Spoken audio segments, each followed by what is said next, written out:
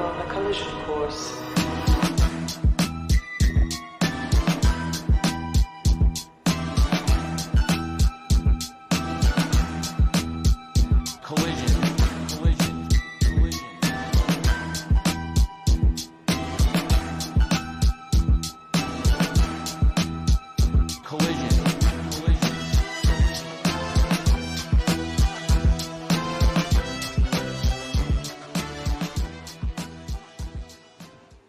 And we are live Saturday, July 20th. This is Collision Course. I'm John Siino, joined always by Kate from Montreal, along with Lulu. Hello Lulu knows there. we're free today, so Lulu is getting that camera time.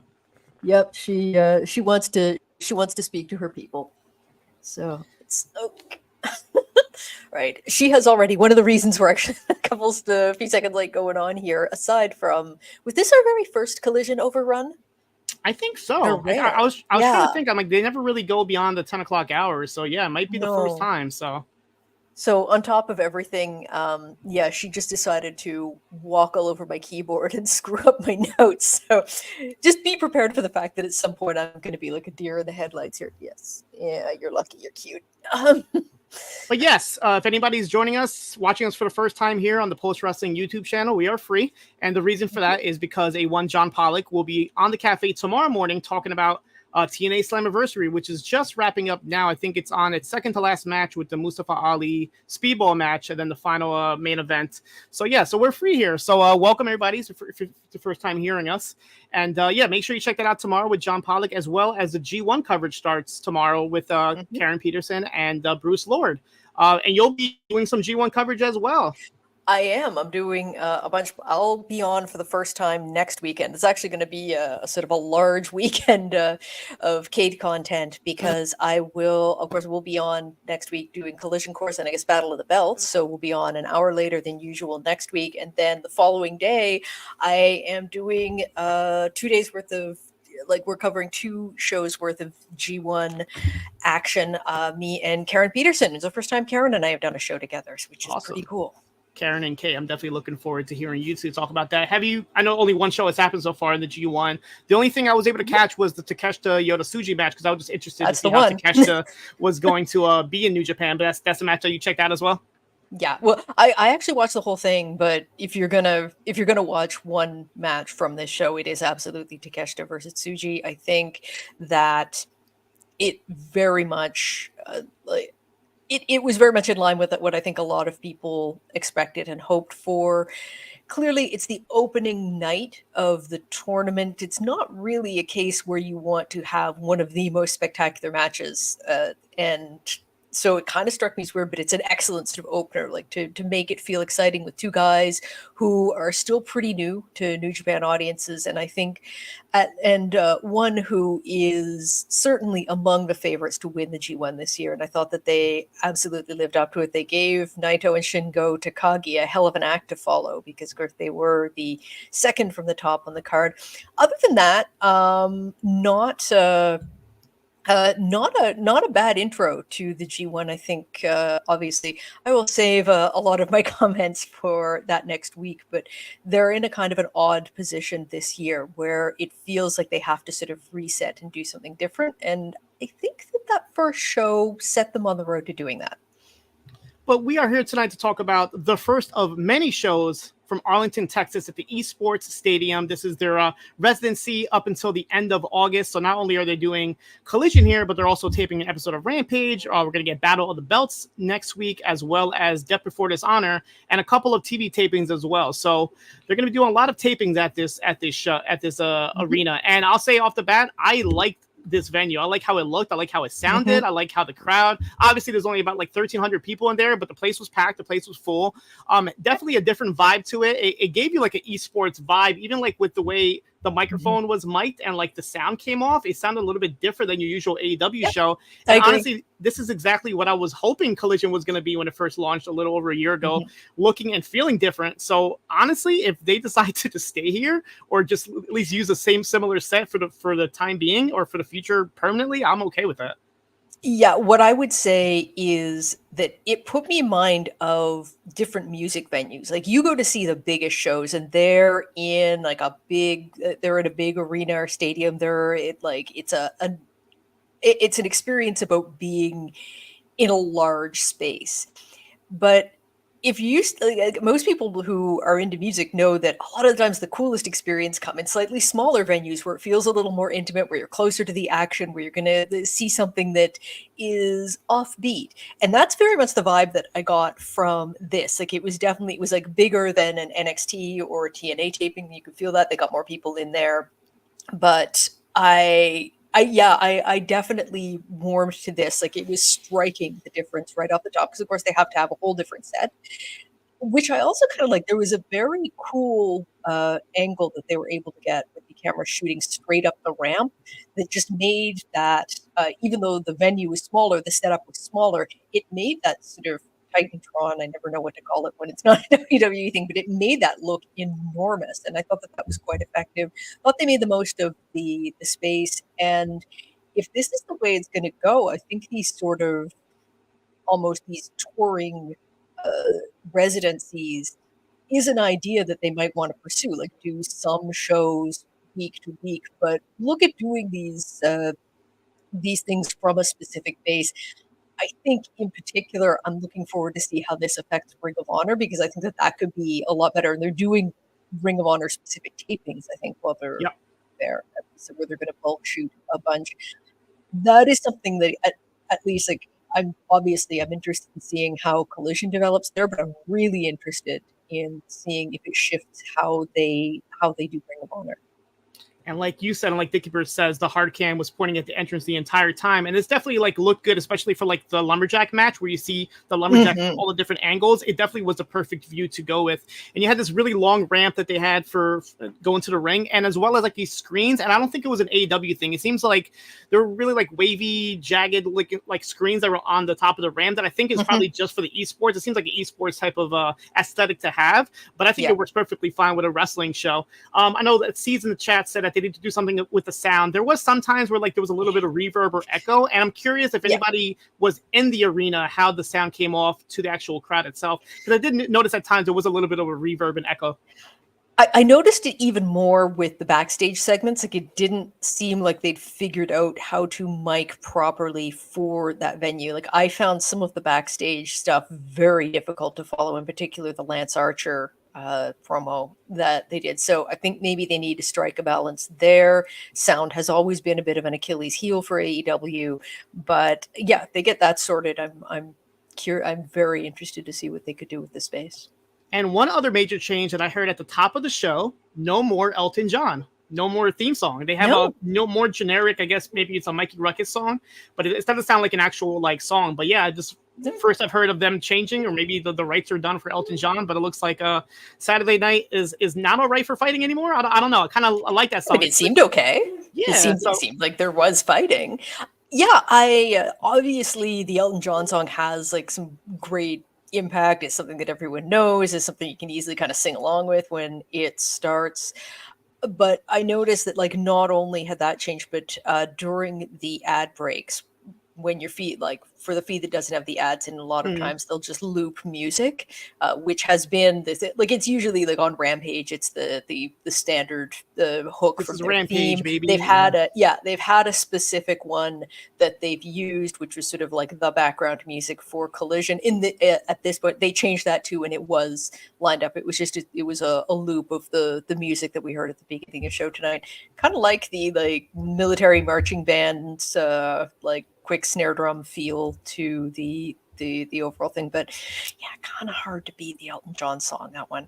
Yeah, I'm sure the Elton John song wasn't cheap either, so maybe it's just a way to save a bit of money and kind of go. They've had it for a little over a year. It might be that they have to let that one go.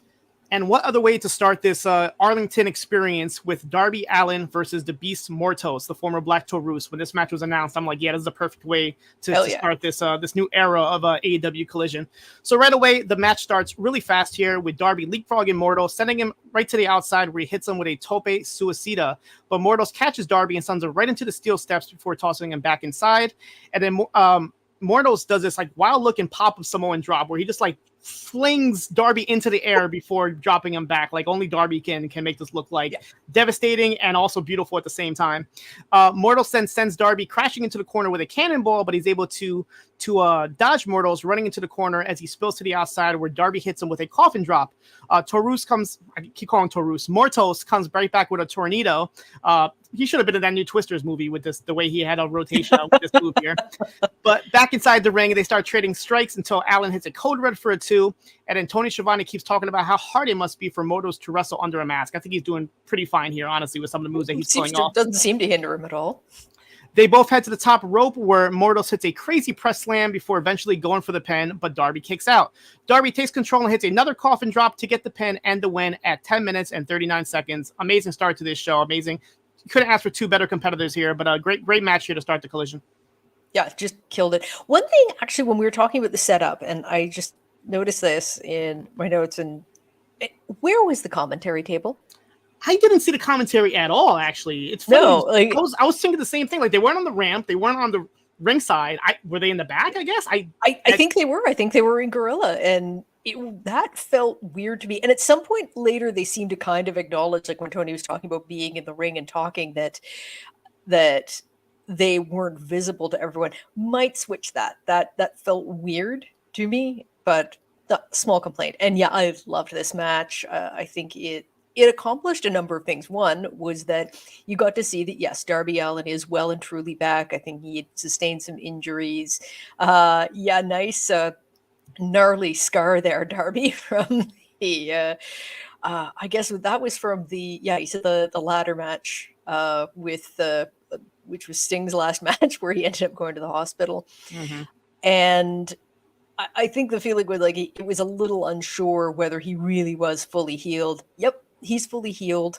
And I thought it was an exciting way to start, not a new show, obviously, but a sort of a new take on the show. And of course, it established Mortos, who has stepped up every single time that he's been called upon and delivered a really good performance. I'm kind of torn. I really liked this one. I think I'd probably, in terms of his TV matches, give the edge to the one with Rey Fenix a couple months ago. But this looked terrific. He is a perfect big man for Darby Allin to work with. His offense looked terrific. People were getting really into it, even though they were still cheering Darby. And it accomplished the goal of making me want to see more Mortos. More Mortos. AEW Women's Division blog with the I didn't see no commentary table. You know what's funny? When Schiavone did enter the ring later on, he was wearing a t-shirt, which is not his usual, like what he wears when he's announcing. So it makes perfect sense if they were in the back the entire time. They probably didn't realize it until they actually like set everything up. Like, wait a minute, we don't have anywhere to put this commentary table, and maybe they just did it from the back. This struck me as maybe an electrical thing. Like, where can we run the cables? Like, oh, hey, this is because it's not something that they do on purpose. So maybe they'll have, they have a week to figure it out now. Yep. I definitely, I would be concerned. You don't want to have that happen during the Ring of Honor pay-per-view, though. That'd be weird. That is true. After the match, though, Darby gets on the mic and says that people have told him to slow down or he won't be able to walk at the age of 30. But now he's 30 and he feels great. He talks about not wanting to go back to being a dishwasher and how he's going to have his first ever blood and guts match. But he said in Sting's final match, everybody saw his guts as he shows the scar that he got from that match. Darby talks about how the Young Bucks and how they never appear on Collision. They never advertise the show, but he does, as this is his baby. He thanks them, though, because without the Young Bucks, he wouldn't be here in AEW, but now they suck. He moves on to Jack Perry and how he will stop nothing to get that TNT title back, and he puts out a challenge to Jack Perry for All In. So we didn't hear back from Perry. We didn't get any official word from this, but it looks like the direction is Perry versus Allin, which I think is the right direction to go to for London. But do you see Perry, when this match does happen, do you see this being Darby taking the title? Because I feel like Perry just got this title. I can't see him dropping it so soon. I think that this would be a huge win to give Perry, who they've built really well since his return. I think that they've used him very effectively. There's no reason to take that belt off him this quickly. And beating Darby, again, I don't think there's anyone else in this company who can take losses and still look as important as Darby does. So Darby's not hurt by this loss, no matter how big the stage. So, yeah, I think that this is the right direction for them to go with the title. But no, I don't think that Darby needs to win the belt. Not at all. Yeah, I'm really like curious on how this whole presentation of Perry is going to be for All In, because obviously everybody remembers what happened last year at Wembley. So I feel like they're going to have some special entrance or some special presentation for Perry going into All In. So I'm really looking forward to that match. I think it's the right match to do between these two. We go to the back where we have the Acclaimed, and they start to do like their whole like joking presentation, but right away Billy Gunn cuts them off and says to quit doing that stuff. They have to get more serious as they're going to be in Blood and Guts, and they have to take it to the Elite. And now it's time to nut up or shut up. So Billy Gunn is not having any of this shit, and he wants Max Caster and Anthony Bowens to get their shit together, which I think is the right attitude to have going into Blood and Guts. You can't be spitting a freestyle while you're about to, violence and blood everywhere, I guess. I thought it was a subtle acknowledgement of the criticism that was made of including the Acclaimed in this match, which is that they don't seem like a serious enough act. They don't have the gravitas to be included in this, especially since I think that the sort of team AEW, and that name is confusing in its own right, but that team, they just don't seem to be as well thought through as the Elite, who seem like this perfect machine, but also where there's like this tension between Hangman and the others. Like the team Elite are really interesting and they seem like a solid force. The others are just sort of, yeah, what the hell, we'll do this. And in particular, I think selecting the Acclaimed rather than say FTR, or I was watching last night, I'm like, I think I kind of prefer they put the Lucha Brothers in there, who of course have the huge history. They're the ones who took the titles off the Bucks. Why would they not be included in that group? So they did need to do something. I'm almost sure that there's probably already a Nut Up or Shut Up t-shirt for sale on shopaew.com, which, good luck with that. So we'll see. I'm still not totally sold on the Acclaimed being part of this group, but yeah, I thought that it was good that they sort of leaned into that a little bit and yeah, we know that people don't think that they belong in this, so they're going to speak to that. So correct me if I'm wrong, but the Acclaimed, they're owed a tag title shot, right? Did they win a match? Yes, they are. Okay, but that's not the direction that we're going with, because later on we'll find out another team. So I'm wondering when this match is going to happen, maybe at All Out, because it feels like the All In match is already being set up at this point.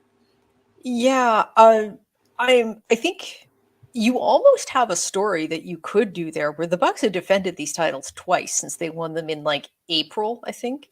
So you have this story where it's like they have challengers kind of queuing up, and they're just not doing anything with that.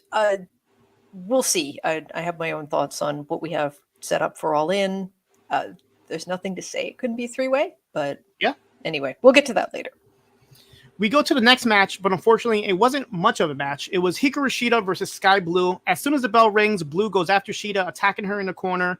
They take it to the outside, where Shida hits this crossbody, and it looks like she lands on her knees, on Skye Blue's knees, and right away, the medical team goes to check on Blue as we go to picture-in-picture. And when we come back, the match is over. Shida's been declared the winner. I'm not sure if you're able to hear or see more during the commercial break, but yeah, unfortunately, this match ended really quick due to an injury.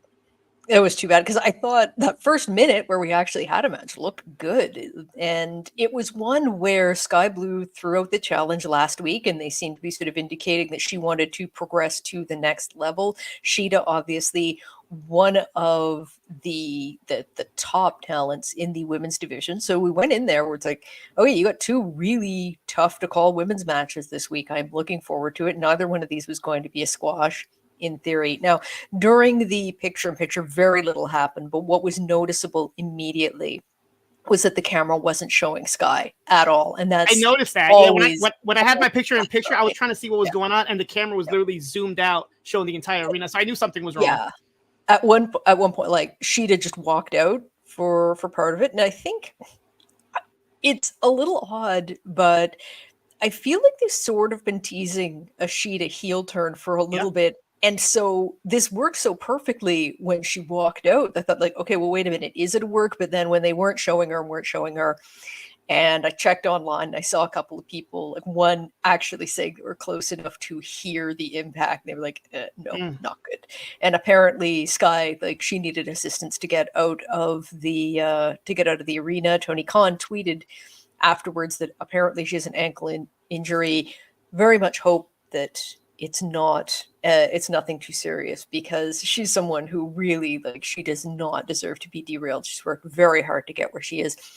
Interesting thing though, Tony Khan tweeted that she had an ankle injury earlier today. Tony also tweeted, or AEW tweeted, no, it was Tony Khan personally, I think, that Dalton Castle sustained a back injury last night, Wednesday at the Rampage tapings when he was fighting Roderick Strong, and that was going to take him out and for the rest of the year. Yep. Certainly best wishes to him, but is this a new policy? They have never been that quick or that direct about talent being injured, and this is very unfortunately twice in one day that they have announced the nature of an injury, and in one case, how long the timeout was likely to last. So that's very much a shift for me, because AEW notoriously tight-lipped about even saying that someone's injured.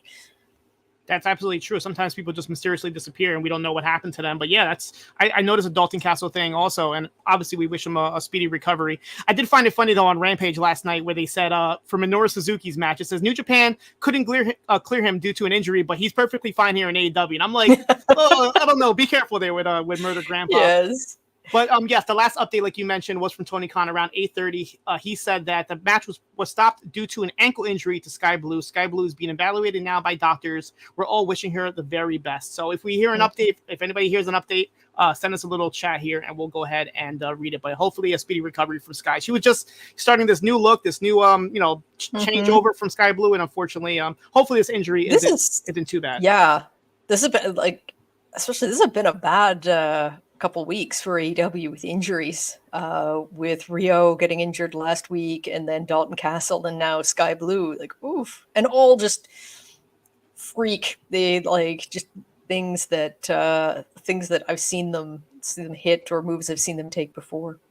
There is an update on Charlotte Renegade. I know we've spoken about her. Supposedly she's was being evaluated this week as well. So hopefully we'll get to see her and her sister tag up soon enough. And I just want to think that because of this match stopping, that Tony Khan was like, hey, Lance Archer, can you just beat up like random people in the back?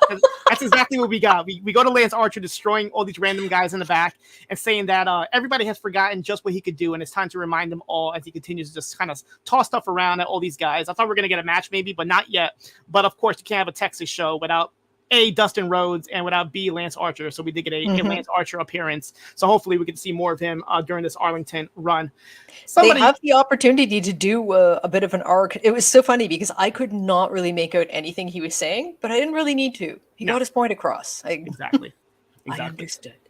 One person who has no issue getting on TV is Chris Jericho, as we go to him, and he says that he's been waiting for 4 years for this match with Minoru Suzuki.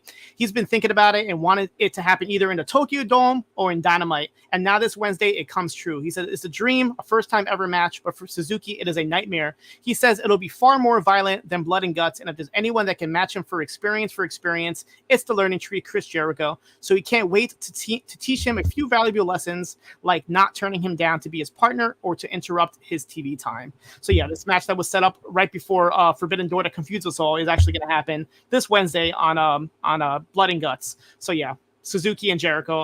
Are you expecting anything out of this match, or? I get the feeling that we're probably headed towards Jericho versus Hook at All-In for that title. So like Hook winning the FTW title can become sort of an All-In tradition. I don't care about that match, and I would love to see Suzuki win because I think that he could do some crazy matches. I think if you're going to talk about FTW, he's the perfect person for it.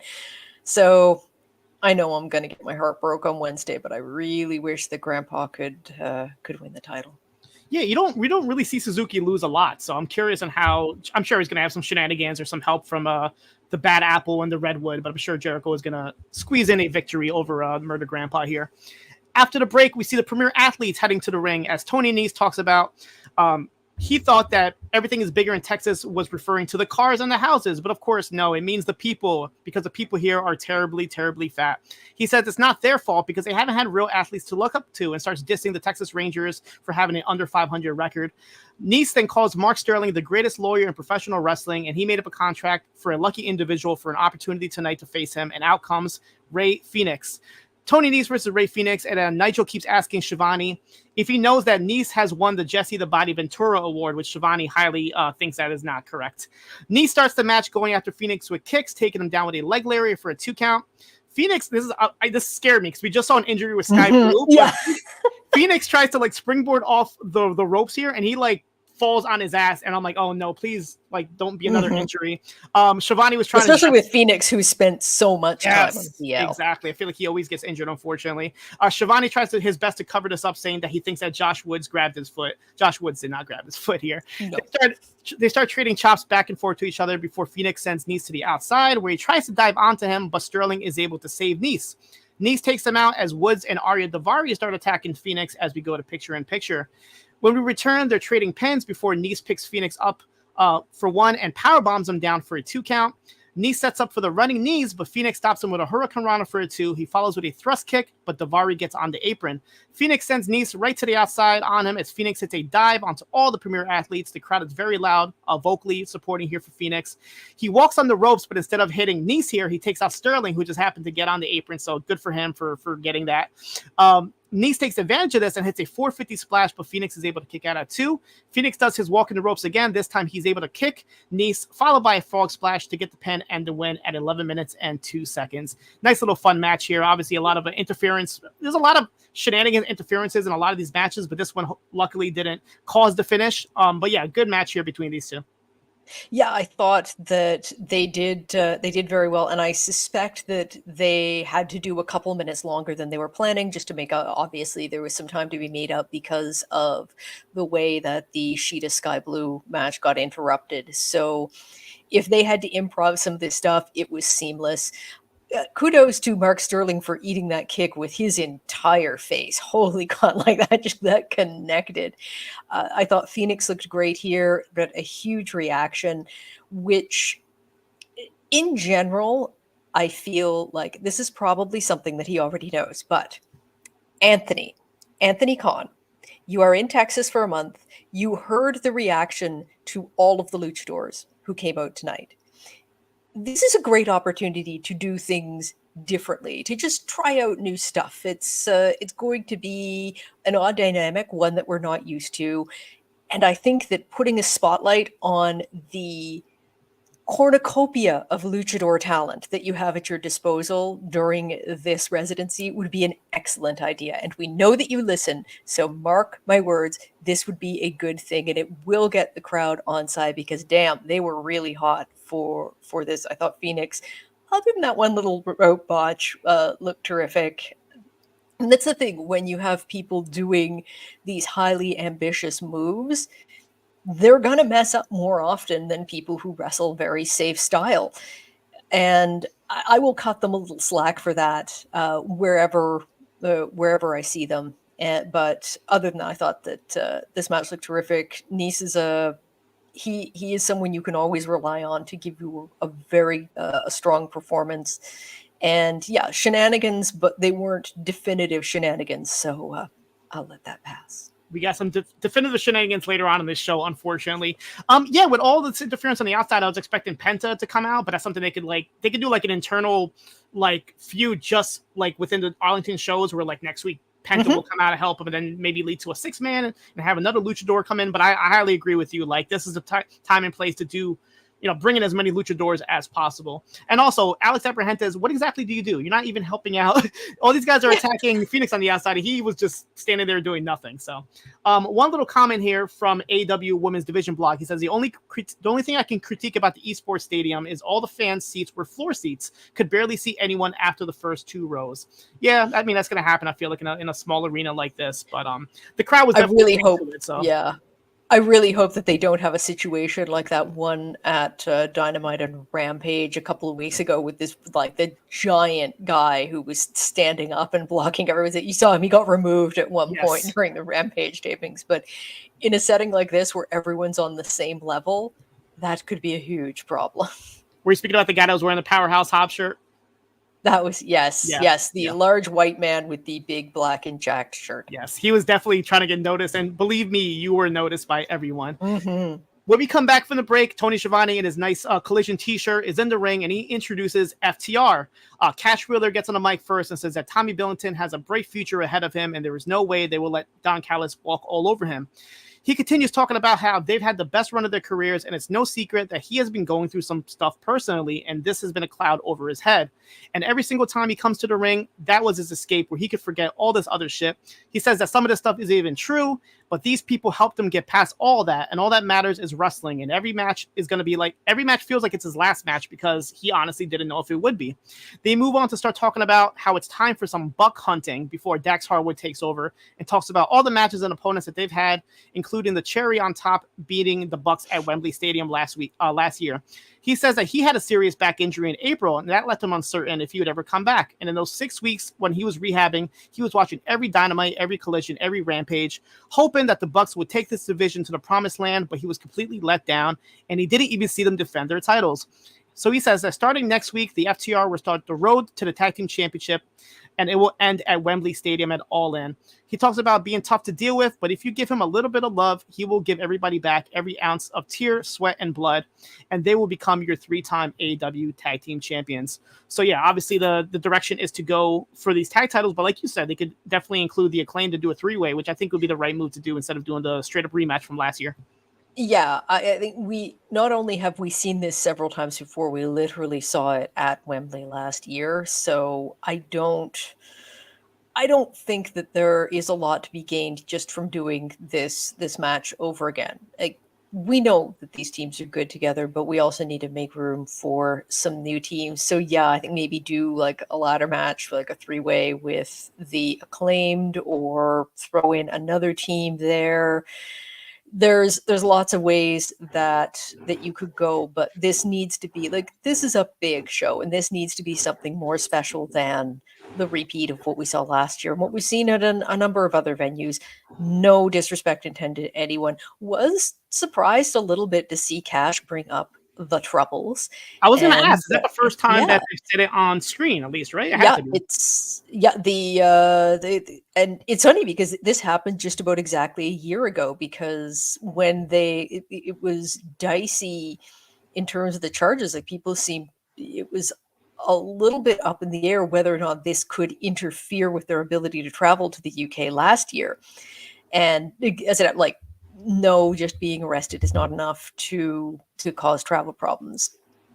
This was a weird case because the way it was presented, it seemed very open and shut. And then like, the case didn't even go to trial. It was just dropped, which does make me think like, yeah, there was clearly an incident, but it does make me wonder, like, if he doesn't have a good point about this, the extent of what happened being greatly exaggerated or misunderstood, because for it just to get dropped going into court is exceptionally odd if they had as solid a case as it looked against him. So it looks like starting next week, they're going to be going through some tag teams so they could obviously go up the rankings, right, Tony Khan? The rankings going up. Remember those? Yeah, we're bringing those back. Samoa Joe promised. Yeah, that was like the quickest like return for something, and then just they took it away like before anybody even realized they were back. We go backstage where Lexi Nair is with a very angry Shida here, who she said she came here to fight, and she still wants to fight. And I thought she was going to like just have another match here, honestly. But no, she calls out Dr. Britt Baker, and she says that she wants to welcome her back, but it says to tell her to get in line if she wants to be the TBS champion. She reminds everyone that she was the one that made her bleed by breaking her nose, and she'll do it again this Wednesday at Blood and Guts as the match is made official. Dr. Britt Baker, DMD versus Hikaru Shida. Yeah, this is a match that I'm obviously looking forward to. But yeah, I was really expecting Shida to just like call anybody out and just have a match. Obviously, there was talent there in the lumberjack match. You could have picked from any of them. Lots of women, more women than usual. Yeah, I thought again. Brit has clearly been a huge babyface since she got back, so this almost seemed to further the idea that Shida was going a little bit heel more so than she has been. Do not hate that idea at all. She's never had a heel run during her time in AEW, and it would change her up. It would freshen her up. Looking forward to the match. They've had very good matches in the past. This makes me think that it was the plan all along for Shida to win, just not under those unfortunate circumstances. She did the best that she could with it, and Good. I suspect that this was something they had to improv very quickly, and that there had been another segment taped to get to the match with Baker. So good on them. And yeah, I'll be very curious to see, because we haven't actually seen Brit in the ring as a performer since she got back. So I'll be curious to see, like, when someone comes back, you're always wondering, one, are they ring fit? Are they going to have to shake off a bit of rust? And two, quite often when people come back from an injury that long, they can change up their style. And I'm always curious to see what that happens and how they might have changed. And obviously, I mean, I don't think that Shida's going to win this one, but it'll be a good match. Yeah, I was actually curious myself when the last time she wrestled. It was last September, so it's been 10 months since she's been in the ring. So yeah, hopefully everything is okay with her. Obviously, her health comes first, but I think, actually, interestingly enough, I believe it was last year at Blood and Guts, which is where you had that unfortunate incident where Britt Baker had a match, but it was only about a minute long, and it was the only women's content on the show. And it was that show where famously someone held up the sign saying "Book the women's division better." I believe that was Blood and Guts last year. So it was, yeah. I looked it up right. Yeah. She had a minute and 6 seconds against Kayla Sparks, where she won. Yeah, that's I totally forgot. That was such a quick match. Wow. Really, you forgot the 1 minute match? We move on to our next match here, Roderick Strong versus Tomohiro Ishii, and right away we see a sign in the crowd that says exactly what we were all thinking, neck strong versus no neck. The match starts with a chop-off here that gets quicker and quicker. The crowd's totally into it here. Ishii corners Strong, who tries to strike him off, but Ishii is not budging at all, and the crowd chants, "You fucked up," as Ishii takes Strong down with one very hard forearm. They go back into exchanging forearms and chops before Ishii sends Strong to the outside with a hard shoulder block. Ishii chases after him, but as he's sending Strong back inside, Strong comes right back with a drop kick and drops Ishii with a Uranagi on the apron as we go to picture-in-picture. When we return, we see Ishii catch Strong right into a power slam before they go back into another forearm exchange. Ishii follows with his wild-looking release German suplex as Strong goes crashing right into the corner here. They head to the top rope. I get really scared here, but Ishii hits a superplex to get a 2 count. They go back and forth dodging each other's moves before Ishii hits a big headbutt, knocking Strong down. Strong comes back with an Olympic slam, followed by a gutbuster to get a 2 count. Strong tries to go for the end of Heartache, but Ishii stops it, and he follows with a pair of lariats, but Strong kicks out yet again. At this point, Matt Taven and Mike Bennett show up. They weren't at ringside. They just randomly show up here. They get on the apron, and this causes the referee to get distracted long enough for Strong to hit a low blow, followed by the jumping knee to get the pin and the win at 12 minutes and 17 seconds. So this is one of the couple instances tonight where there was a little bit of shenanigans to for the finish here. But I feel like with Ishii, they're trying to protect him as much as possible here. And if it means interference for him to lose, then obviously Strong has to win going into his title match next week. But they want to keep Ishii strong by doing a little bit of interference for the finish. Yeah, thought Tom looked very good here, and in a way, as much as I don't love the shenanigans, I appreciate them protecting him a bit. Once again, that suplex I thought Roddy landed on his neck, which at one point, which would have been both terrible and ironic. But the good match. I was entertained. I am very glad that that Ishii has chosen to do his excursion here in AEW Collision Land.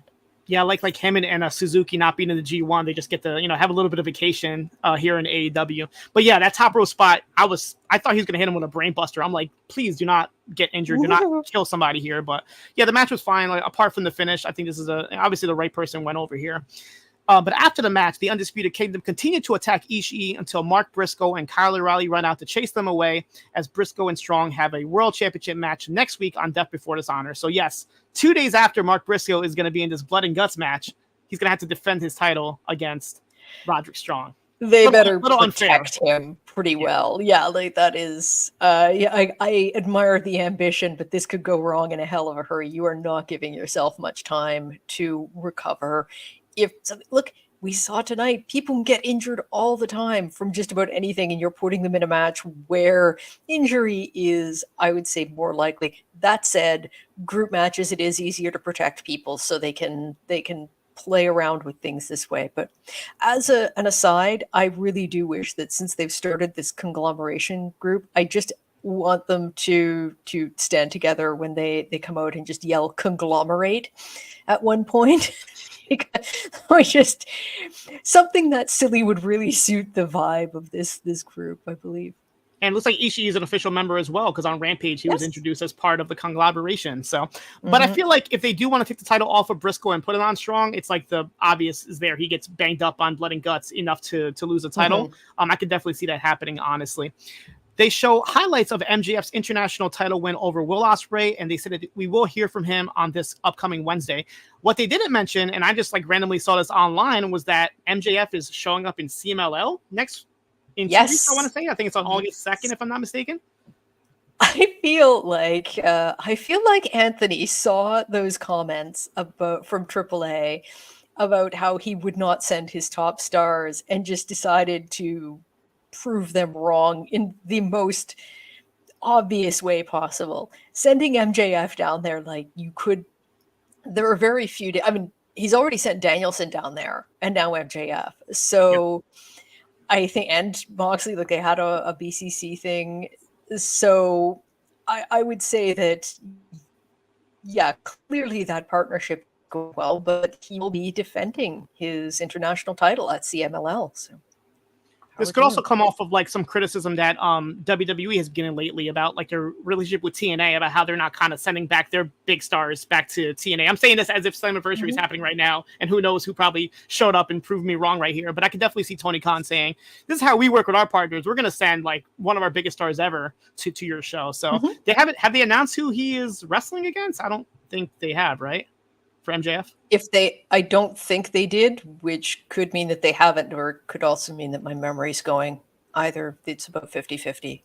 So, but I hope this. No, I don't think they did. This international reign for MJF. I hope he wrestles in Japan. I hope he wrestles in Europe, and kind of just, because him always talking trash about Japan. Well, I just want to see him cut a promo in Japan. I think it'll be hilarious.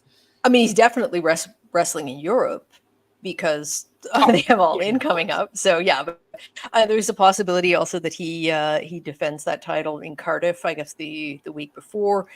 There are other shows going on around Allin. He could show up there. I think they had some people show up at an indie show. Yeah, last year didn't like Orange Cassidy show up at Rev? Yes, I might be thinking of a different weekend, but he definitely showed up at one of those shows. Orange yeah. Cassidy defended his title there. It was like against a bunch of people, including Mustafa Ali. Yep. So there we go. Now MJF has to go ahead and defend his title all around the world, being the international champion. We go to the long-awaited debut of one Hologram, and Hologram here has his fancy entrance here. He has this neon H logo, and as we said already, he is former Triple A luchador Aramis, who is now signed to AEW under this new gimmick. So first of all, what do you think of this whole look and presentation of Hologram? It definitely gave me like Sin Cara vibes with like the lights and everything. They're definitely trying to give you like a big push on him, but I think it was pretty cool from our first look at him. Yeah, I thought that it was slick. It looked good, and I think it was smart to just leave it at it looked good. They weren't trying to create some sort of background lore to him. They didn't have this like big story associated with it. It's just like, no, this guy has a cool look and a cool moveset, and we're going to show him to you. So I think that was very to the point, and they didn't need to do more. And I'm actually happy that they didn't. I was actually more excited to find out who his opponent was, because we see Gringo Loco. I saw him in the ring as he was coming out. Like, oh, smart move, choosing someone who he's faced before, like so that, particularly given again, they probably had to stretch this out a couple minutes longer than they planned to. Yeah, I feel like this is more of a showcase for Gringo Loco to hopefully get a deal as well, because he was being used for Ring of Honor for a while. They kind of like stopped with him a little bit, but I feel like he should be shocked to find out that this was his first appearance in AEW this year, and I was sure that he had been. I mean, maybe he has been on Ring of Honor, but it's possible, I guess. But yes, certainly he's another one who seems well liked by the people there, and I'm a little surprised that he hasn't been signed officially. There may well be reasons for that, but again, you've got this bubble where you're going to be in the same place every week. So guys like this who have put in a good showing before, it's an opportunity to use them multiple times and maybe get them involved in some storylines. Yeah, he's been used a bunch for Ring of Honor, but the last time they used him was back in February. And as far as AEW, he only appeared on an episode of Rampage, and that was last year when they were in Chicago. So yeah, he hasn't been used much on the All Elite shows, but hopefully he will. Hopefully this is a way for them to be like, hey, he needs to be on TV as well. And like AEW Women's Division said, the base god, the perfect person for a one hologram to face off against. And right away, the base god is in effect because hologram goes right on his shoulders and does some fancy jump off of it before taking Gringo to the outside with a tiaras and hitting a dive onto him. Hologram follows with a Hurricane Rana, but Gringo is able to stop him and sends him face first into the corner. Gringo stays in control for a little bit, hitting a press slam and a standing moonsault to get a 2 count. Gringo heads to the top rope and tries a corkscrew drive, but Hologram is able to get out of the way. He uses his speed to dodge Gringo in the corner. It's like very fast, Matrix-like moves. I'm like, my eyes couldn't register with the moves in the speed. I was thinking of you having to record what was going on as I was watching this. It's like, I think if you just like, stuff happened, that's fine. I need to have like multiple monitors or multiple camera angles with some of these luchador matches that they see here. But Hologram sends Gringo to the outside where he hits him with a top rope Hurricane Rana, but back inside a spin kick from Hologram before putting Gringo onto his shoulders for an airplane spin drop that they call the Portal Bomb to get the pin and the win at 4 minutes and 14 seconds. So quick match here, but a lot was obviously thrown into with the two luchadors here. The right opponent in Gringo Loco, please come back. Please sign him to do something with Gringo. And nice first showcase for Hologram here. And no Alex Abrahantes. I'm already happy that he wasn't just every other luchador that's been coming in is like all treated the same. So it's very refreshing to see a luchador treated totally different. And it's an original creation from AEW as well, which we haven't seen as far as luchadors go. No, I was interested about this. I'm guessing that maybe Artemis just wanted to try something different. And they're like, sure, you're getting introduced here. Like maybe he wanted to shift the persona. I thought starting off with the shoulder spot, which is one that certainly, if you've seen Artemis before, it's something that it's kind of a thing that he does. So starting off with that, I think for Lucha fans, if there was any doubt as to who this was, that settled it. And immediately you get this like lucha chant going, which I would take in support of my point that this is an awesome opportunity to feature that style where you have an extremely receptive audience in Arlington.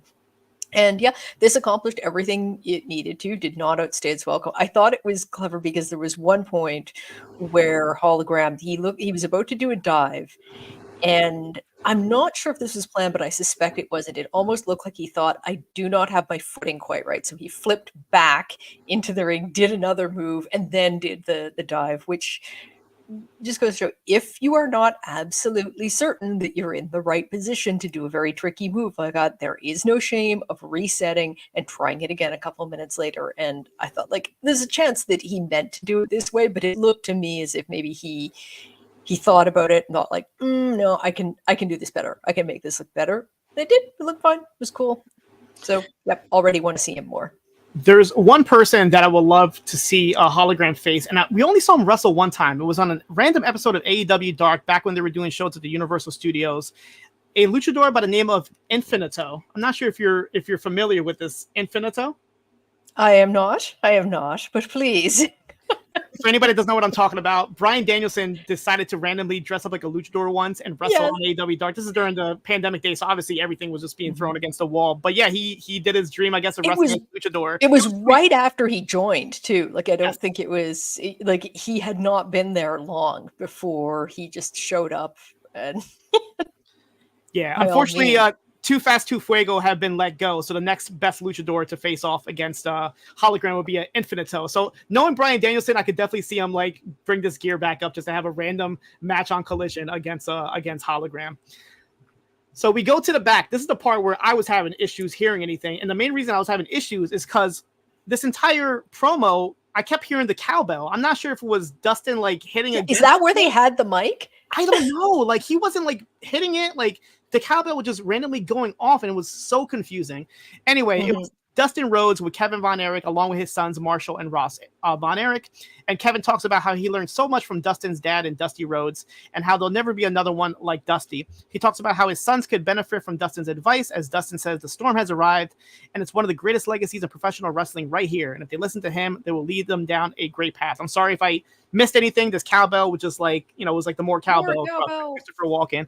But obviously the story here is putting the Von Erichs pairing up with Dustin Rhodes, which makes sense. They're in Texas the next couple of weeks, showcase some Texas royalty here. And the Von Erichs haven't been signed yet, but I wouldn't be surprised if one day we'll see both Ross and Marshall be All Elite.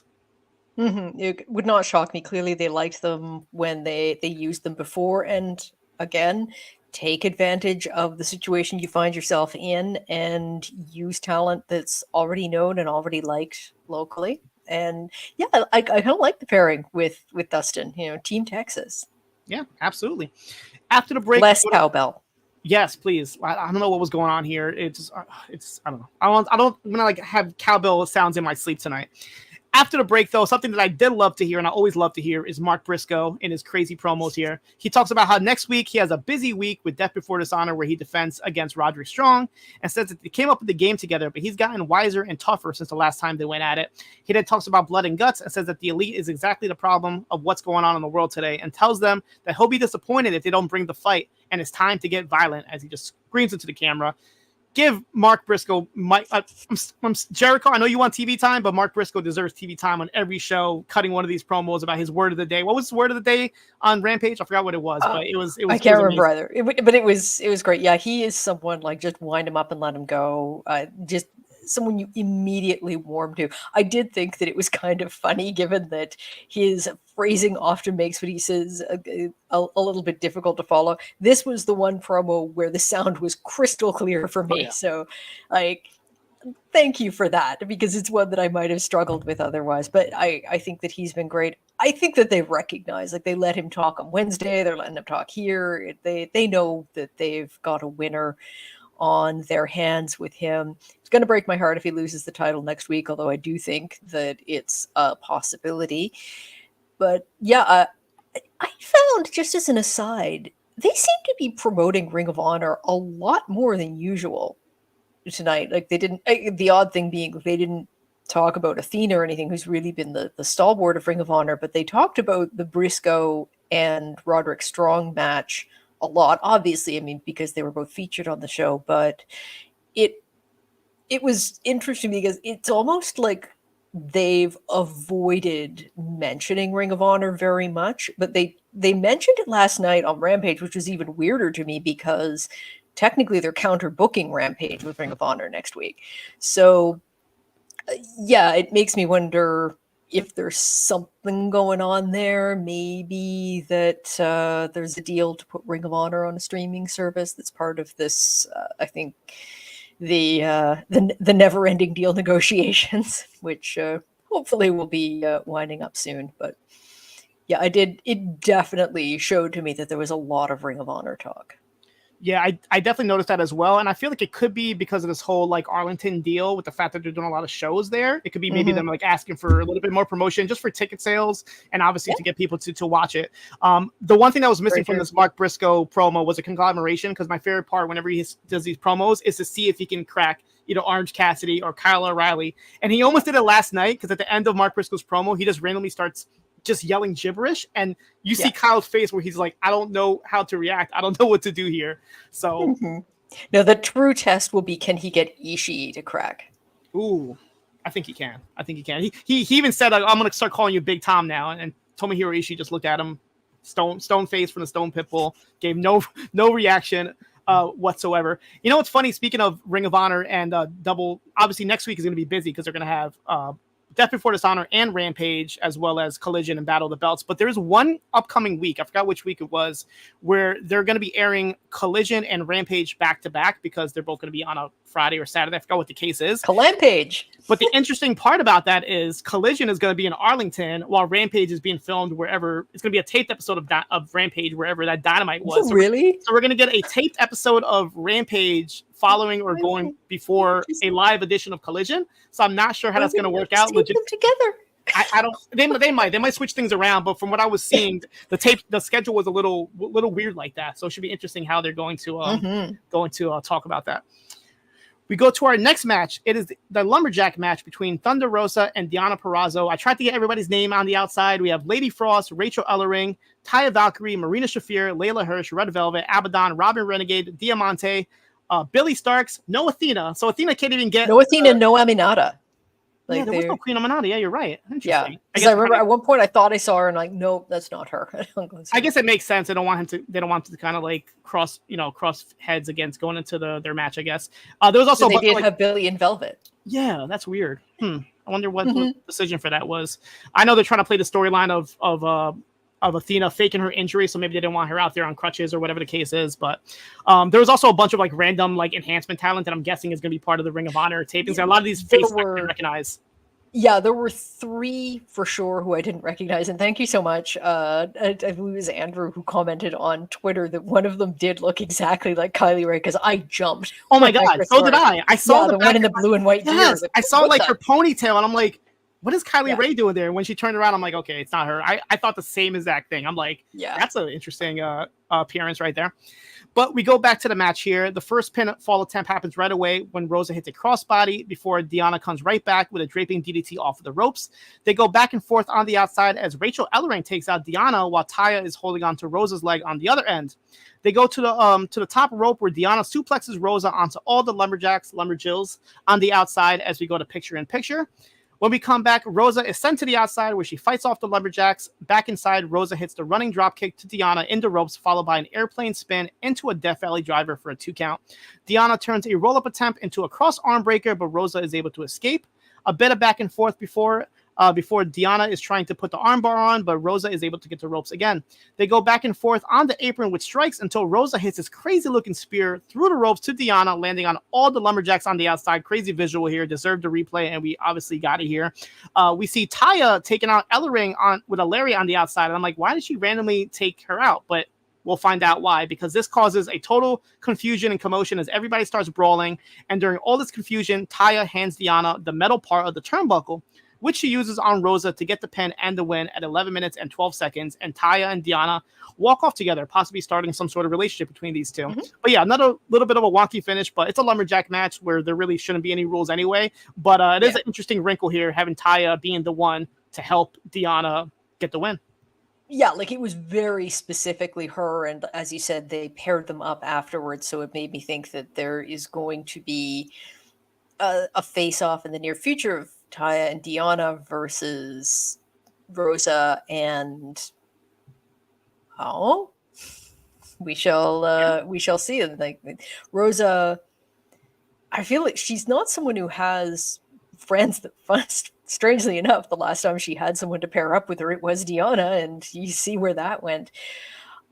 I'm a little done with this feud. Like, I find that it's just been a sequence of matches, but there hasn't been a really solid build between them. And I say this is somewhat, I'm not going to argue, because I like having both women on TV, and I like having a program that doesn't have to do with a belt. So it's not a huge complaint, but they keep doing, I guess the story at this point is that Deonna keeps finding a way to win, even though it's usually very underhanded. And obviously it's like it's getting more underhanded every time, meaning perhaps that she has to rely more and more on cheating to beat Rosa. But yeah, we'll see where this goes. But immediately I'm thinking, okay, tag match, Deonna and Taya versus Rosa and someone, and then it begs the question who the someone is. I don't know how soon she is to return, or she even wants to return just yet. But Ty Conti is the first thing that pops in my head. I feel like she'd be the perfect person to team up with Rosa. But again, I'm not sure exactly what her situation is or when she's returning, as well as Sammy. I mean, I don't know what's going on with Sammy Guevara. Last I heard, he was like about ready to come back, but there wasn't any updates after that, I guess. So we go to the main event for the vacant AEW Trios Championships. So I noticed this right away. No, there's only 3 belts there. There's not 9 titles. There's no more Ring of Honor Trios titles. I'm not sure what's going on with that. They have consolidated, yeah. But this match is just for the AEW Trios Championships as the Patriarchy takes on the Guns and Juice Robinson of the Bang Bang Gang. Nick Wayne and Austin Gunn start the match going back and forth, running the ropes until Austin sends Wayne into the corner where Christian Cage tacks himself in. The fans chant for Juice Robinson as he comes in as well, but before they can go at it, Christian just tags himself out to Killswitch. Juice counters Killswitch by biting his hand as the crowd starts to chant for Luchasaurus. Christian has a little assist as Killswitch takes control, going into picture-in-picture. When we return, Colton Gunn gets the hot tag and goes after all the Patriarchy, hitting a neckbreaker on Wayne for a 2. Austin comes in and gets tossed to the outside by Wayne. Christian and Killswitch tag in and out, and they keep working on Austin here, but Austin is able to fight his way out and make the hot tag to Juice. Juice dodges a Wayne's World attempt and jabs away at Wayne. They all start fighting on the outside as Killswitch gets sent into the crowd here. Back inside, Juice stays on top of Wayne, hitting a cannonball, followed by this crazy-looking jackhammer, but Christian runs in just in time to break at the pin. The Bang Bang Gang, they start to surround Christian here as the Guns double clothesline him to the outside. Juice stops a low blow attempt from Wayne and hits a powerbomb, getting a 2 count. Killswitch runs in and chokeslams Juice off the top rope as Wayne hits a top rope moonsault to the Guns on the outside. Christian hits a frog splash on Juice. I thought the match was over here, but he is able to kick out at 2. As Christian was trying to get Killswitch to attack Juice, he misses, and he hits Christian by accident here. So a little bit of they're keeping the story going with Killswitch and Christian not being on the same page here. All 6 men, they start fighting inside and outside of the ring. And then we get another wonky finish here. I'm not sure what happened here, but like the referee, I guess, got pulled in by Christian, but I didn't see that part. All I saw was Bryce Remsburg going in between Christian's legs. Grabbing onto Christian's legs, and like I'm like, what's... I didn't know what had happened there. Yeah, I think it was a case of the camera not maybe capturing what it was supposed to, because I didn't see how we got into this position. It's just like, why is Bryce intervening on behalf of the Bang Bang Gang, which is what it looked like. But I thought maybe because they were tangled up in the ropes, he was trying to separate them, and the camera missed him giving them a count, so he had just started to pull them apart. But yeah, like, it was clearly to get to the shenanigan. And yeah, could have done with with these groups, you knew it was going to happen. It was just, it started to feel like there was a lot tonight. I really liked the match, though. I thought it was very entertaining. I thought, you're continuing to sort of hint. I say that like it's subtle. They're continuing to tease that there is going to be a split between Killswitch and the rest of the Patriarchy. We'll see what happens. I think that you kind of knew the way that this one was going to go because, of course, there's already a next program teed up, which I guess we'll get to following the end. Yep. Go ahead. So the shenanigan was Shayna Wayne spraying something into Juice's eyes, and Christian follows with the kill switch to get the pin and the win at 13 minutes and 17 seconds to become AEW Trios champions for the first time. And like you said, something happened after, because as they're celebrating, the lights start to just flicker just a little bit. And I thought somebody was going to come out, but nobody came out. But obviously, it's hinting to a one House of Black. So, but I mean, that is the story. They took out Buddy Murphy, and I'm guessing that's your program. In which case, I actually expect the titles to change hands at Allin if it's them versus House of Black.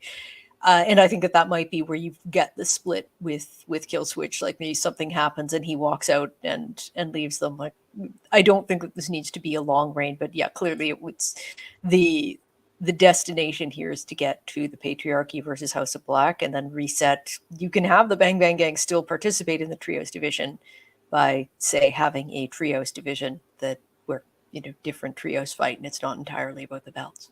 Yes, I'm not sure if just the Ring of Honor titles are just gone now, or if they're going to go ahead and crown. For all that we know, they're going to crown new Ring of Honor 6-man champions next week at Death Before Dishonor, probably. We're going to be like, oh, okay. But that kind of makes sense, because there is a lot of trios in Ring of Honor, that could hold those titles. So I'm okay with that. There are more than the thing is, if you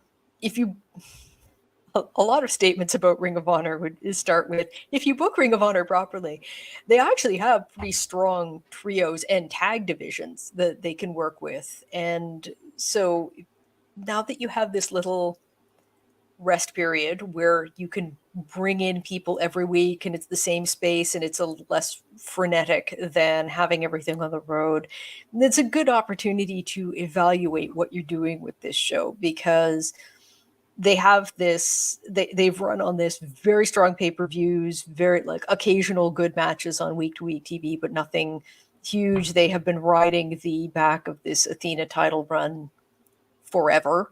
And at some point, I would even say that that has lost steam at this point, partly because of Athena's injury, which has kept her from participating fully in the last couple of months of programming.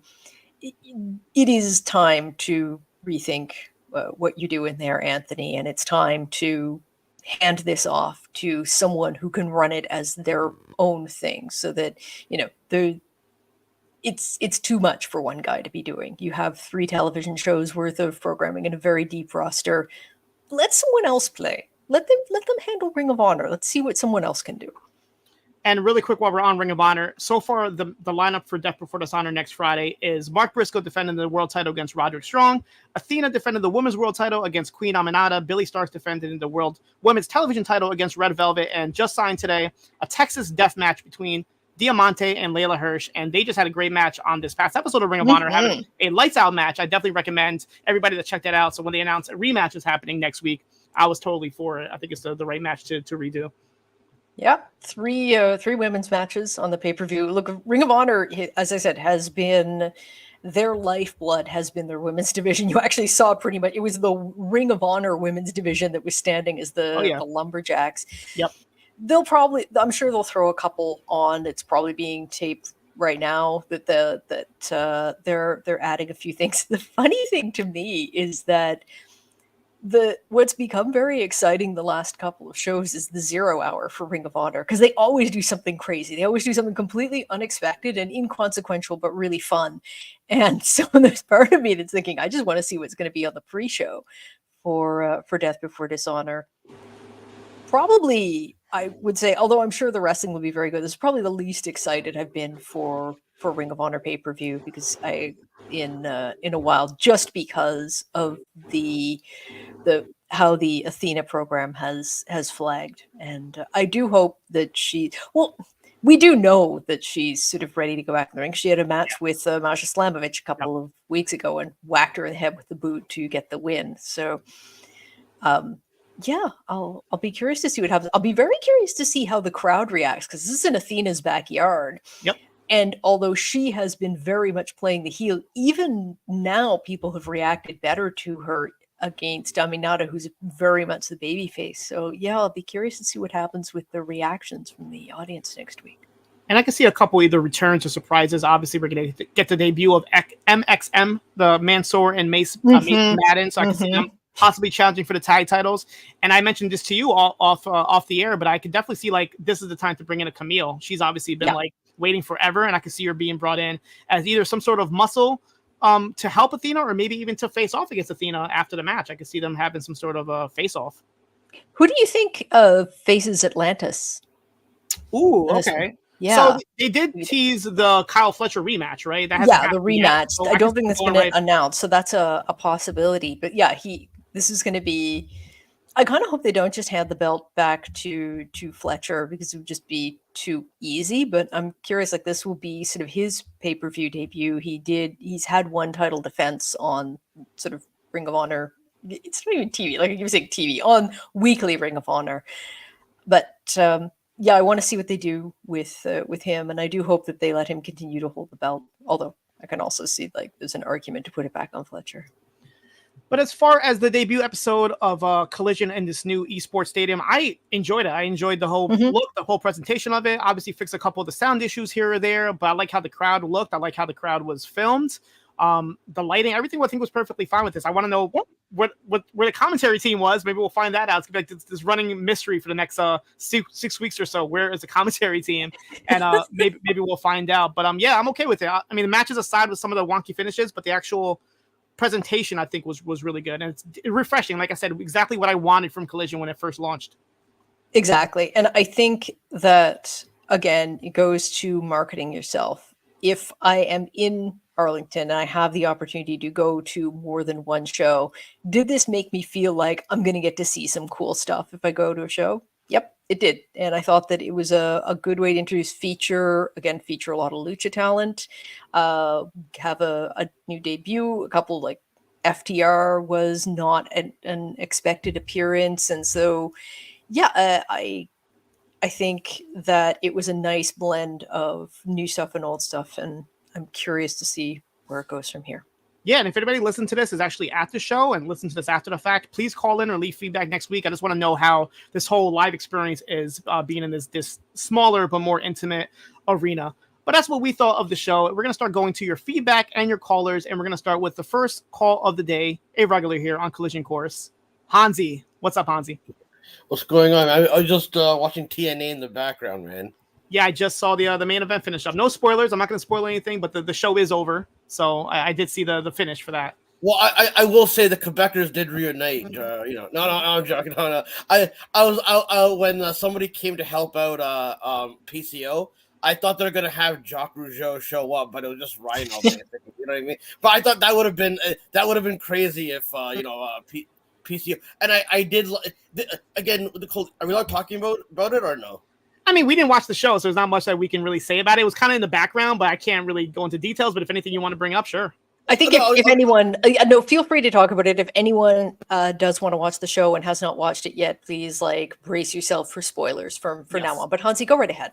No, I was just gonna say there's a couple of things that I did like about it that I thought they were gonna do a screw job, but they teased it with Ali, and they brought up Earl Hebner and all that kind of stuff, but it kind of backfired. But I'll say it was a good night for the baby faces, and what they called it was shocking because Josh Alexander, he turned heel in the middle of the main event. So yeah, what they called. So hold on, I'm busy right now. Hold on one second. Yes. Jesus Christ. So sorry. This is the consequences of living at home. You know what I mean? Sorry about that. I thought that was Josh Alexander about to turn heel on you. For a second. Josh Alexander coming after Hansi is the ultimate heel move here. No, that's cool. No, but yeah, overall, yeah, definitely check out the show. What to call it? It was pretty good. As far as Collision goes, I thought I had on the background. I thought that was I actually liked the environment that they were in. I thought it was a good setup. I don't know if that's gonna be a permanent thing where they have this kind of setup for it, but I kind of like the distinguishing the differences between Dynamite and that.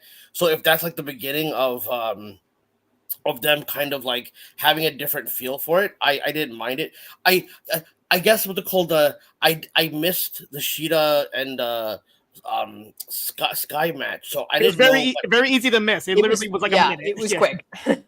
So when I came back and I saw that Nese and Fenix were getting extra time, it was surprising, but like as a person that likes, I like Tony Nese, like I like his presentation in AEW. I think his character has been really good in AEW, even though he's just kind of like not a job guy, but like a guy that jobs to the stars, basically, right? So I always kind of enjoy seeing Nese do.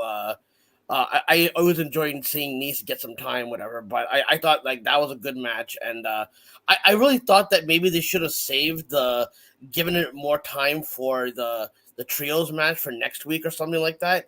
And I thought they should have just let the main event be Thunder Rosa and Deonna, which I thought was a really good match. I guess like a lot of the women, I don't blame a lot of the women because I thought it was so chaotic in that match, right? I don't blame them because they probably don't get as much TV time as everyone else, so it's like make your minutes count. So I like that everybody was just kind of going, all out of control in that match, whatever. You know what I mean?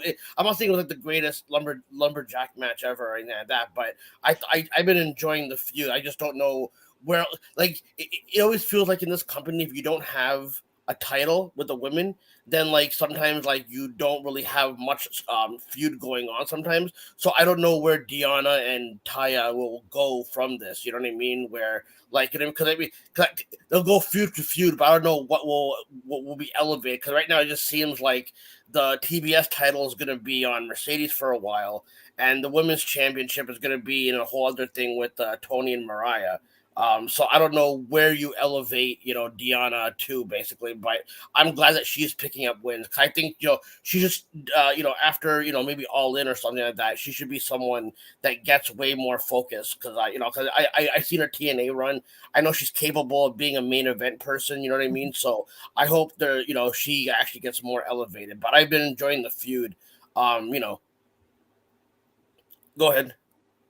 I was going to say, I agree. I think that clearly there is interest on the part of Tony Khan or whoever. Like, I think we tend to just ascribe whatever happens to him, but there is clearly interest from whoever is in charge there collectively in keeping Deonna and Rosa in a high profile role. I think that's why they keep trying to bring this feud back and keep it going so that they are always visible, so that they're always in the conversation among the top women. What they have to do better is find a way to keep women in that conversation without necessarily, like you said, tying it to a belt. There are different ways to get women involved in the programming. They just have to play around with that a little more. Yeah, and then another thing I'll talk about. I was kind of struggling because I totally forgot, but then I now I remembered it. You're gonna talk about I know there's been criticism of the Acclaim being used. I understand that the thing is, like, I understand FTR like being the more prominent team, and I just feel like sometimes, like, as good as their, like, their matches are, and they'll have good promos, and maybe like a feud here or there, they seem, and maybe because of the personal issues going on, they keep going in a direction where like, they'll have a feud, they'll leave for a bit, and they seem like their feuds are scattered, right? The reason why I'm not against Acclaim being in this role, because I feel like out of all the tag teams in like the 5 years that AEW has been around, I feel like the two teams that have actually elevated into, like, the next level at least, are the Guns and the Acclaimed. And I always kind of tie those two together, right? So I feel like the Acclaim kind of do deserve the spot, even though I feel like the last several months it hasn't been like as like, they haven't done as, like, as characters, they haven't been as like, important as like the previous years that they're getting over and all that. So I feel like this match should help change the perception about them, because I feel like Bowens and and Caster, like, are I think one of Tony Khan's greatest creations of a homegrown team that they've elevated up. So, and I really do think that eventually, like, with Caster kind of being, like, more hated online, and and kind of like always being and leaning into that. Yeah, they're definitely leading to it. I think eventually you're gonna have a split with Bowens and Max Caster. I do think Bowens should be he should be someone that should be elevated into going for a singles title eventually, whether it be the international, the TNT, or the Continental Classic, whatever. Because I do think Bowens. And that's not to say that I don't want a Jannetty Caster in there, whatever, right? I think Caster could actually be a great heel as well, whatever, right? But I do think that I in my personal opinion, I do think that they'll bring whatever needs to be brung in the Blood and Guts match. I don't think they're gonna be like this team that doesn't fit into there. I think they're gonna actually do really, really well in there. At least I hope so, at least. But I mean, we'll see. Yeah, but as far as I do see that Acclaim will face Bucks at All In. And I do think, I don't know what you do with FDR. Maybe you have a multi-man match to figure out who gets the winner at all. Because again, we have to keep remembering that All Out is like a week later also, right? So, or 2 weeks later or something like that. I think it's like 10 days. I think they get 2 episodes of Dynamite in between now instead of 1. Yeah. So what's it called? So I do see that, like, I'm not gonna say leave FTR off the pay-per-view or anything like that, but I do think that I guess sometimes I just don't want them to overdo the Bucks FTR. Like, I understand they have a great rivalry, but like, it's always been more about the rivalry, and they never really have a super great storyline as far as like going in. That's like Austin and Rock is like they never really had like the best feud in a storyline sense, but their whole thing was more of a rivalry that they built up off their matches that they've had together, right? And that's how I feel with FTR and Bucks. Like, they never had like the greatest story. It's always like surrounded by real life discourse more so than the actual storyline. So I do think that what's it called? Like, I am getting Bucks and FTR fatigue, but I understand that they are a priority team, so I'm not gonna poo poo on that. But I don't think it needs to be a rematch at All In with the Bucks and FTR. Even though I could see them doing that, but I think Acclaim should be the ones to actually face Bucks at All In, if that makes sense. And what else I gotta say? And let me understand the Trios Championships. They've had 3 sets of titles. Okay, so it's ROH, the Acclaim title, and then what was the third title? I have no idea what the AEW titles. The regular AEW titles. Yeah, the AEW tribute. The AEW titles and the Scissor titles are the same. They're just different physical titles, and then you have the ROH titles. Because the thing is, Excalibur mentioned at the pay-per-view, the last pay-per-view, when they defended the titles, right, that the unified titles have a new lineage than the actual original thing. But then I look at Wikipedia or cagematch.net, which is another controversial topic this week. I looked at that, and it's still the same lineage as the AEW title. So, and on the pay-per-view, Excalibur mentioned that the unified title was going to be a new lineage. So I didn't know if they're continuing that, but I'm actually I thought Christian the Patriarchy, they could have feuded with the House of Black without the titles, and I thought this was a way to get Juice. I thought the original plan was always to have Juice and Guns be the trios team, but then they just settled for Jay White in the time being. They did all this convoluted stuff that didn't need to be done for to get there. But I guess Christian can run with it, I guess. But I would have opted for the Bang Bang Gang to keep, and I really have enjoyed it, and I'm curious of what they'll do for the next coming pay-per-views, because I want to see what they can do as cool edgy baby face as opposed to the heel. I actually like that they're going the baby face route in that regard. You know what I mean? But overall I thought the show was actually pretty decent, all things considered. I thought the wrestling was really, really lengthy and really good. I don't know what else really advanced, but I thought it was a cool it was a cool atmosphere over there. You know what I mean? So I'll just leave you guys with that, man. I've been babbling on for a while and all that kind of stuff. It's fine. We love hearing you babble, Hansi. It's still early in the night, and thank you for bringing up that whole lineage thing that Excalibur mentioned, because I'll probably be the one that has to update that. So now that you mentioned it, I have to go back and see exactly what's happening, because I'll probably go in and make it a new lineage. The last pay-per-view, watch the trios match, and Excalibur mentions it. So if you want to go, again, don't take my word for it though, but I'm just saying Excalibur was the one that said it. So because I try to keep track of the lineage and all that kind of stuff. But anyway, you guys have been doing good job for the past 2 hours, whatever. So I appreciate you guys for letting me on, and so sorry for the Impact spoilers, by the way. So you know what I mean? Yeah, Perfectly fine. Definitely check it out though. It was a good show. Peace out. Will do. Thank you, Hansi. We'll hear from you soon. And we will go to our next call. Sorry, I see the preview of him before I add him. Mughead. What's going on, Mughead? Brick City in the house. Bung bung. I see. Are you representing New Jersey today with the bricks? Like, what's going on? Yeah, I just wanted to switch it up today. Gotcha. What's on your mind, Mughead? Well, I mean, normally I would riff on Collision and what I liked about it and didn't like about it, but this is not tonight. Tonight was not that night.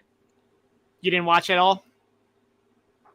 I'm guessing something else was on. Yeah. Gotcha. Without spoiling too much, was there any matches that stood out to you that you would recommend? Mustafa Speedball fucking rocked it. Yeah. Good. I was saying that was the one that maybe for various reasons I decided not to go, but that was the one that I kind of I'd like to see that. Man, I mean, without letting too many cats out of the bag, I mean, as much as I want to, I mean, that match rocked it. And I will give one thing away, just one. It's not nothing to do with the result. Okay. Go ahead. Mustafa wearing Bret Hart colors in Montreal. I mean, really? He's such a heel. I noticed a lot of gear from I was able to catch some stuff in the background, but I saw the Rascals had Buzz Lightyear inspired gear. ABC I think had Heart Foundation gear, if I'm not mistaken, as well. So a lot of nice little tributes throughout the night. And Josh Alexander wore the pink and black as well. So I mean, Hansi had mentioned a heel turn from Josh Alexander in the match, which is pretty on par to what I was thinking was going to happen with maybe him reforming with Ethan Page. So I guess that makes sense if Alexander is turning heel, or I guess leaning that way, if they're going to maybe reform the North down the line. Yeah, potentially. But I mean, at this point, I mean, did Hansi tell you who won? I don't know who won the last two matches, so I'd rather not. All right, say less. I saw who won the world title. Okay. Yeah, say less. Okay, I'm not okay. As much as I love to as much as I like to wax poetic on it and what I liked about Slammiversary, I gotta hold off until you catch up, Siino. I mean, John Pollock will have the show tomorrow in the cafe. Yes. So I'm sure he'll have a feedback thread if you guys want to leave your thoughts there, Muggen. I'm sure he'll love to read them tomorrow. Of course. Is he recording it tonight? I don't know. I'm guessing tonight. Yeah. I thought he said he was recording it, but yeah, it'll be up tomorrow morning. Okay. Well, Sky Blue is. I heard about Sky Blue. I mean, but we'll now I can talk about Collision. I'm a little bit afraid for Sky Blue. She got hurt. Yeah, I'm trying to get like an update. Unfortunately, there is no update just yet. But yeah, hopefully everything is okay with her. I know somebody in the chat asked what happened to her. So basically, to reiterate, there was a crossbody spot from Shida on the apron, and it looked like she went a little bit too low, hitting her knee ankle region. And I guess Tony Khan said that she suffered an ankle injury because of that. So hopefully everything is okay, and we'll get an update. But they definitely had to stop the match immediately, and Skye required assistance to get out. So. Man, it's just bad luck. I mean, it's just bad luck, and I love that she's not. I love that she's not corrupted by the mist anymore. Thank God for small miracles. Yeah, absolutely. Because Julia Hart is on the shelf, and I heard that there's new trios champions now. There is the Patriarchy. Oh boy, I was kind of hoping that Bang Bang Gang would get those titles back, considering the fact that they were not allowed to freebird them. I mean, that whole thing was so mind-numbing in retrospect, because nobody batted an eye when MJF had to have Samoa Joe fill in for him when he was Ring of Honor Tag Team Champion. It's just it just makes no sense. Yeah, they could have easily just had the match just for the titles and had the Patriarchy win it, but for whatever reason they wanted to do it this way. But I think it's even weirder if you weren't going to have the bang, like if you were going to have the Patriarchy win, just make it a title challenge. So yeah, it was more convoluted than it needed to be. Honestly, I think the main reason why they did this is just so they can go back to one set of titles. So they have a reasoning to like present the new titles to the winners. So I guess maybe that was their way to kind of like forget the other titles while moving on to the one lineage here, but who knows? Okay. And I heard there was a I heard tonight there's a West Coast Pro, there's a 3-branded show right now going on between Deadlock, West Coast Pro, and Prestige. Oh, really? Okay. Yeah. Yeah. It's free on YouTube. Killer looking lineup. I can't remember it now, but I saw the ad for it and it looked really good. And Alex Shelley cut a promo after his match, hinting that he might not come back, fueling speculation of where him and Sabre are going to end up next. I swear, MCMG, Motor City Machine Guns, has been trending on Twitter for like the last 2 weeks. I feel like whenever I go on there, they're always trending #1. So good thing they're being talked about. So yeah, I hope they end up somewhere. I don't care where they end up. I just want to see them. I think again, when people are dropping indie titles, then to me it's a definite sign it's WWE. True. Always, because if they work with anyone else, they can continue to work with indie promotions. WWE, you're sort of on an exclusive, or I guess now with some of their partners. We'll see. Yeah. It's not really a bad thing. I mean, hell, look at Bloodsport. I mean, Bloodsport has become a melting pot for promotions. I mean, look at this one. Look at this upcoming one in Brooklyn. They got talent from TNA and AEW, WWE as well. And the Creeds are going to be in big matches on next week. Brutus Creed is facing Tom Lawler. That's a big deal. Yeah, and Julius Creed is facing Royce Isaac, I think, if I'm not mistaken. No, that's Dempsey. So Royce Isaac or Matt Mikowski? Matt Mikowski. Matt Mikowski. Charlie Dempsey is facing Royce Isaac. Okay, there we go. Gotcha. And Shayna Baszler and Miyu Yamashita. That'll be dope. Yeah, I'll be there. I got my tickets, so as soon as I heard about it, I get in Brooklyn, I'll make sure to go there. So I'm doing that and House of Glory 2 nights prior. So it should be a really exciting weekend next weekend. So. And also about Slammiversary, Ash by Elegance probably had her best performance to date against Jordan Grace. I mean, I gotta say, she was on her game. I can't lie to you. And speaking of the Juggernaut, you should check out her and Chihiro Hashimoto from Sendai Girls. That was a great match. Nice. I'll be able to check. Okay, I'll check. Where can I watch Sendai Girls? I'm not too familiar with the promotion. I found it. You said all you had to say. Online, John. Online. Gotcha. Hey, look. Okay, listen. It's not really piracy. It's not really piracy if you find it. Okay? I was just more curious on what streaming service they're even on. So they're on Wrestle Universe. They're on Wrestle Universe with DDT, Tokyo Joshi Pro, Marigold. They're there, and it was a great match. And Yeah, and what else? I got a kick out of seeing Rascals rock the Buzz Lightyear gear. Yeah, it was very cool.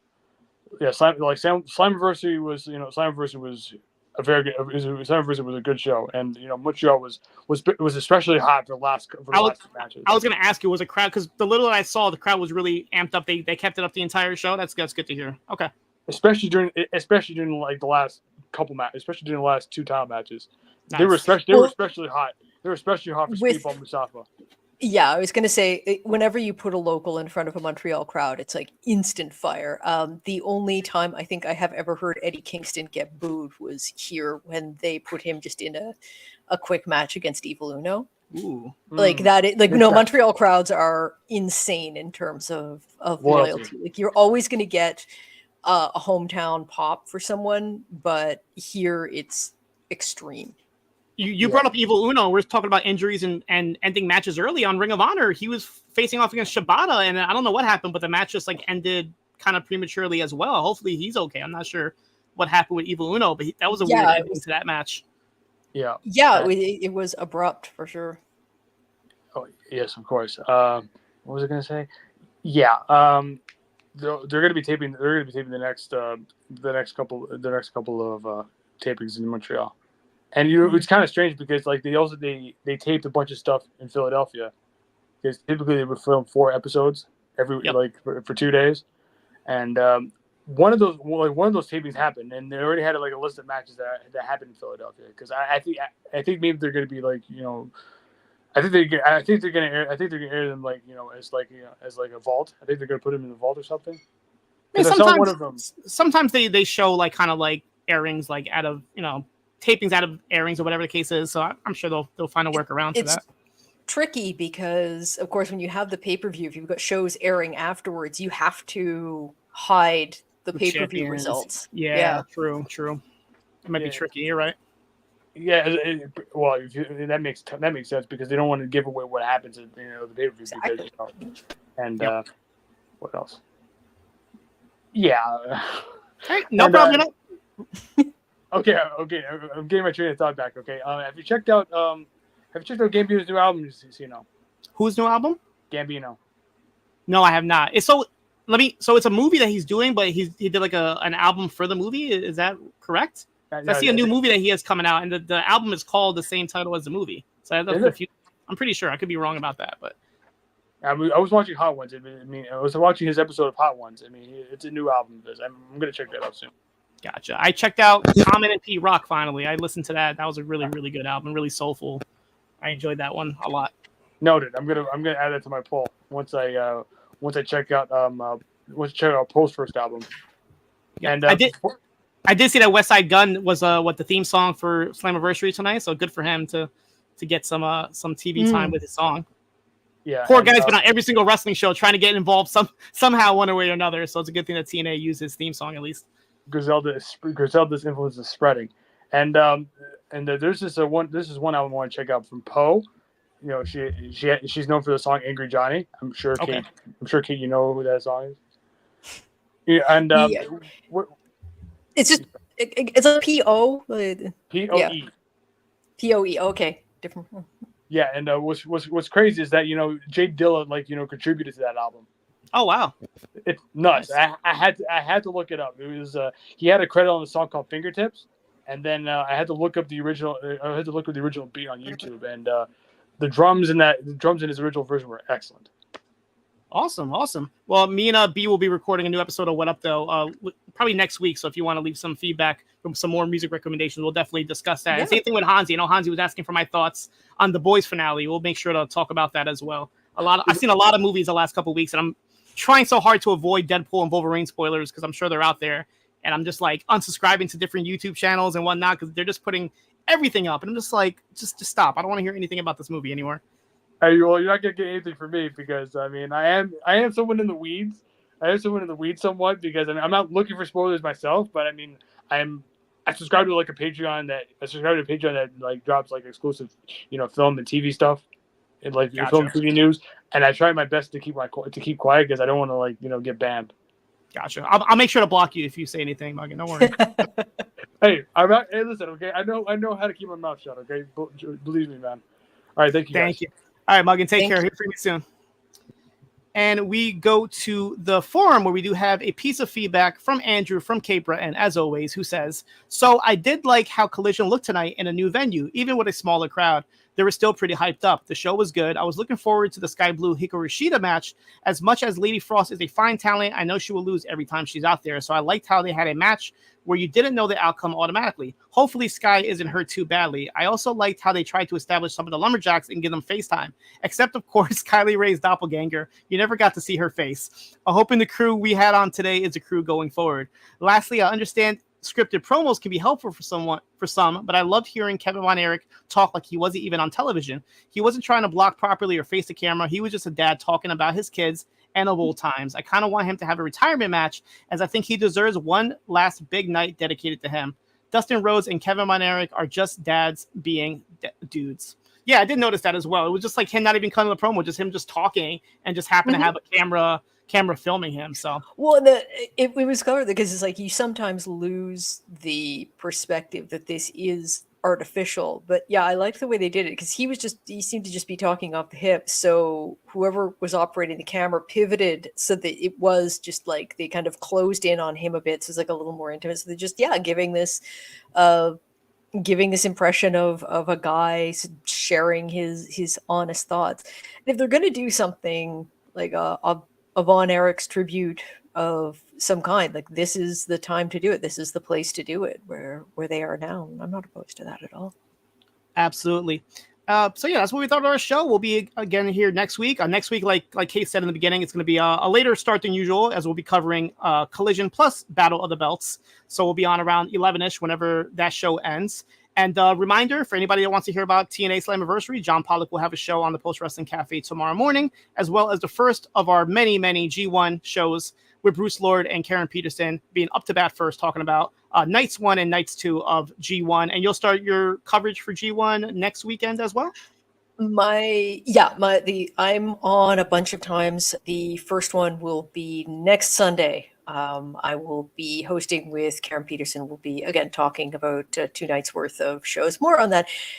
Keep it tuned to Post. Keep it tuned. It's so quaint and old fashioned. Just keep an eye on Post. We will be sharing our updates regularly and looking what each show will be covering. The hardest working team. I haven't said this in a while, but Post Wrestling, we're the best podcast, I guess. Yes, but, we're the best cast. Shout out to everybody, all the hard work. Andrew Thompson, Jack went on doing their coverage on the website, as well as all the podcasts from all the different voices here on Post Wrestling. But that's it for me. Kate, thank you as always, and thank you for everybody for listening to us in this free, random, rare free episode of Collision Course. Don't get used to it. You know, we're more used to being behind the paywall. We're normally expensive. Exactly. So we don't do this often. But thank you for everybody who joined us and maybe got a teaser of us. And if you're interested, check us out every week on Saturdays on the Post Wrestling Cafe for Collision Course. And we'll be here next week for another episode. Have a good night.